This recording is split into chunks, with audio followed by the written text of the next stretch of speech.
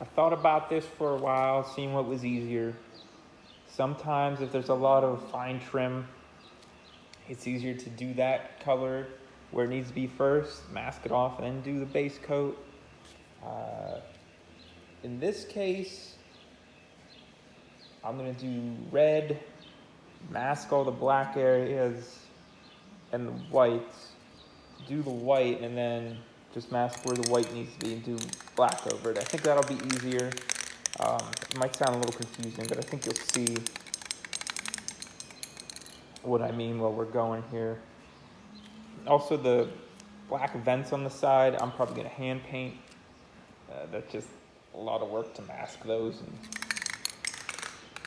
probably come out just about the same. That's a trade-off you have. Sometimes hand painting is easier than trying to mask something complicated, but you'll learn. I'm using Strawberry Fields Rust-Oleum. Make sure you use all the same brand of paint usually. I've come in a lot of trouble not doing that.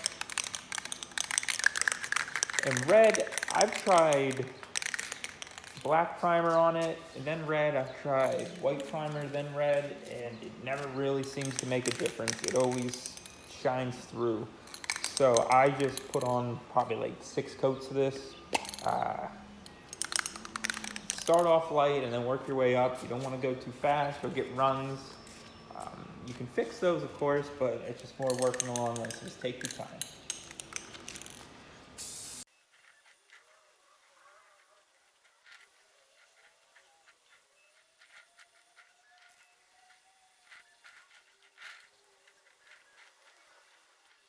Okay, so we're gonna let that dry, and then we'll hit it with another coat.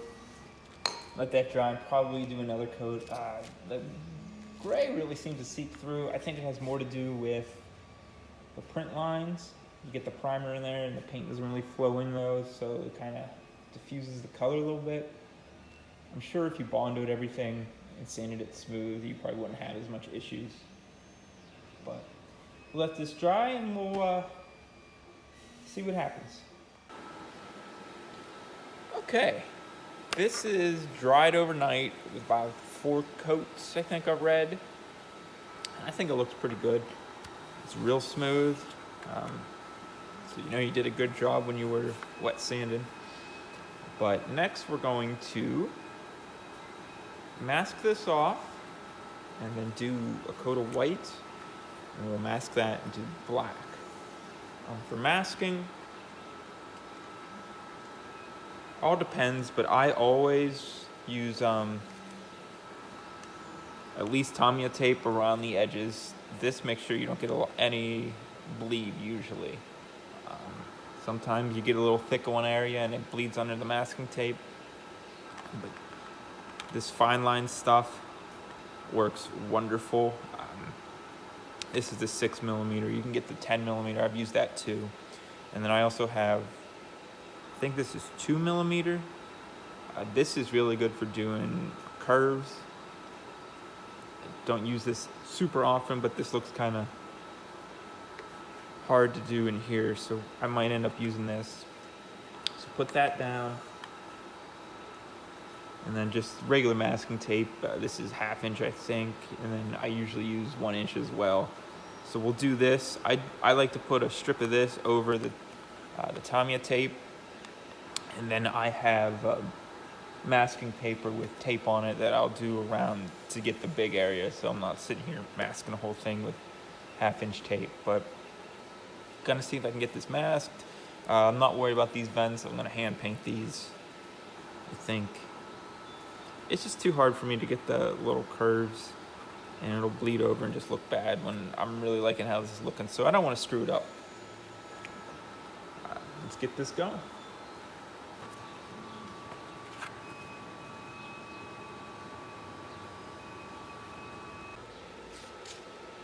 Okay, we got them all masked off now. As you can see, this is the masking paper.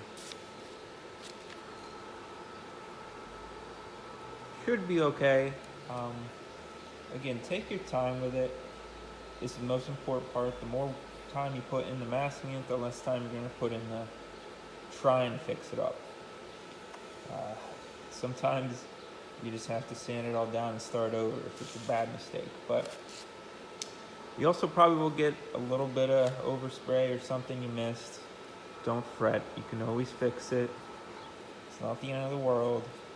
I've been there. But I also took a Scotch pad. I don't know if you can see the sun's really bright. I took a Scotch pad to what we're gonna paint here, just to scuff it up so the paint sticks better, especially when you're doing gloss on gloss. It'll just run off.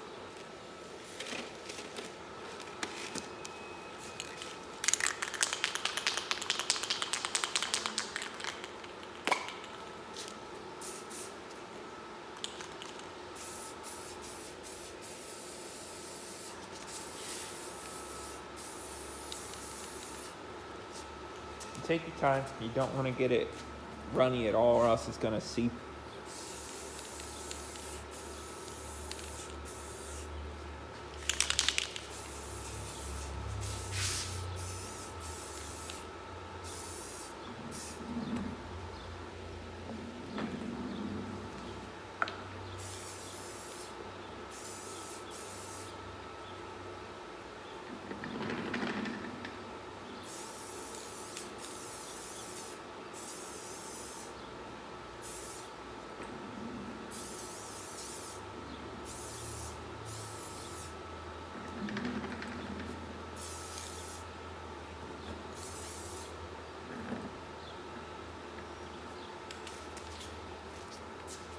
For some reason this gloss white takes 900 years to dry, so.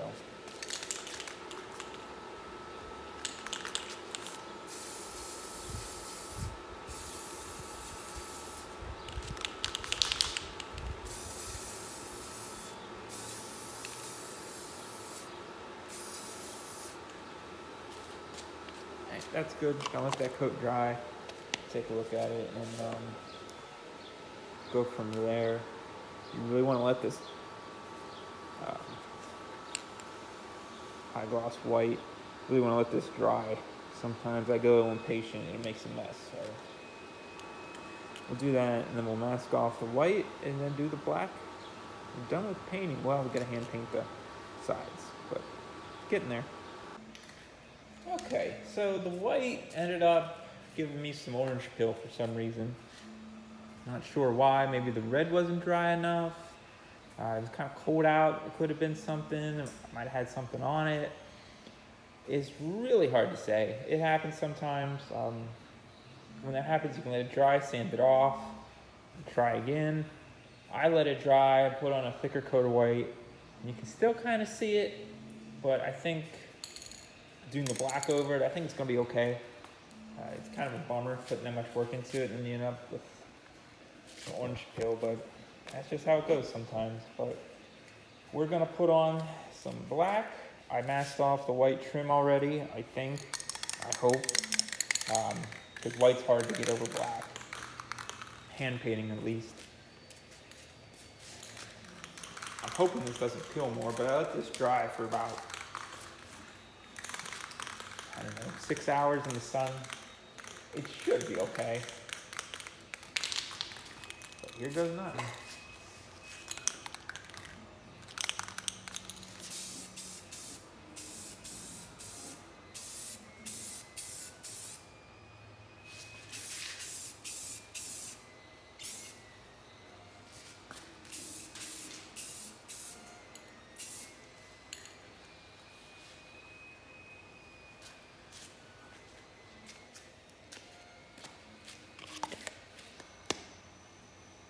Okay, we're gonna let that dry and then we will hit it with another coat.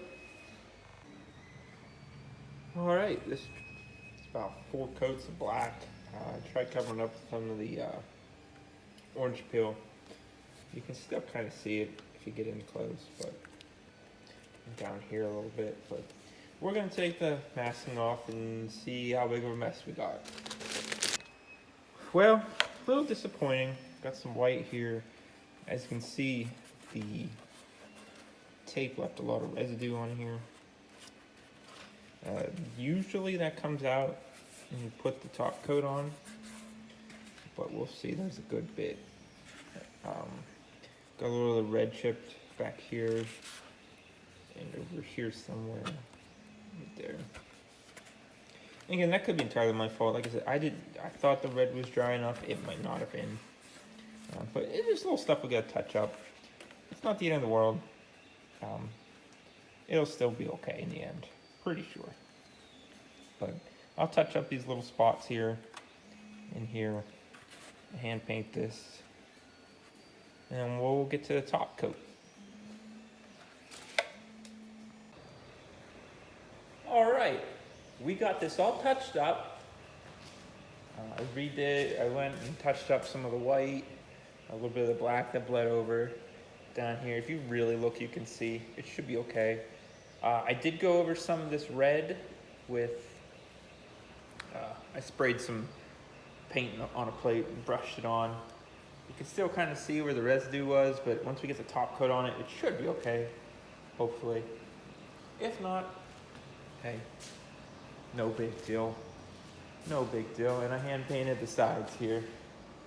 They're not perfect. They look a little weird right now because it's matte black.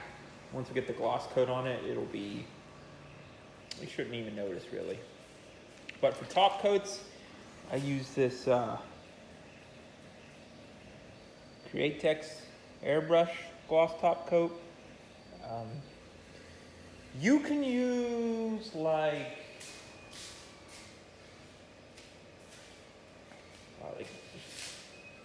clear or something. Every time I use any sort of spray clear like this, I get orange peel.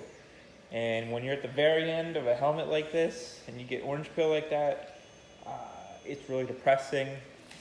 So I don't think it's really worth it. You're more than welcome to try. That's totally up to you.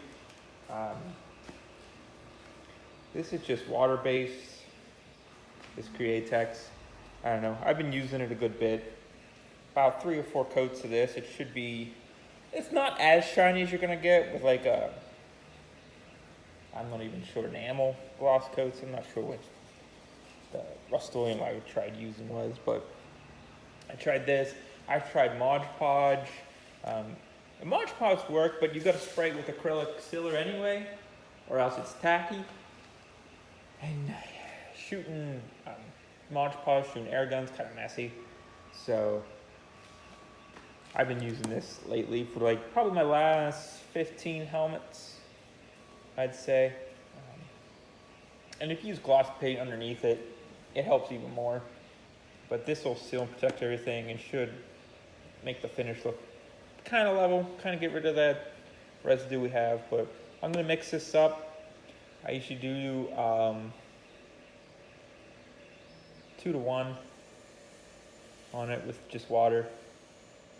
Spray it on.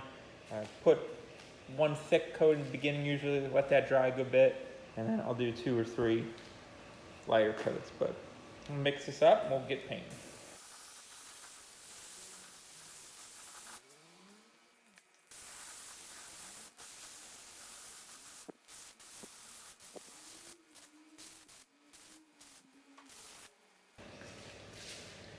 Alright, so that's 1 coat.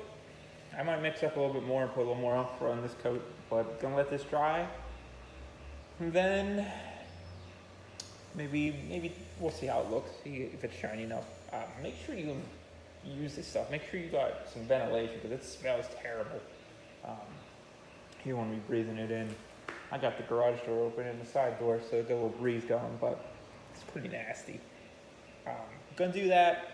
That's all. If it looks good, we'll move on to the visor, then the magnets, the nylon straps, and then we'll be done. So stay tuned.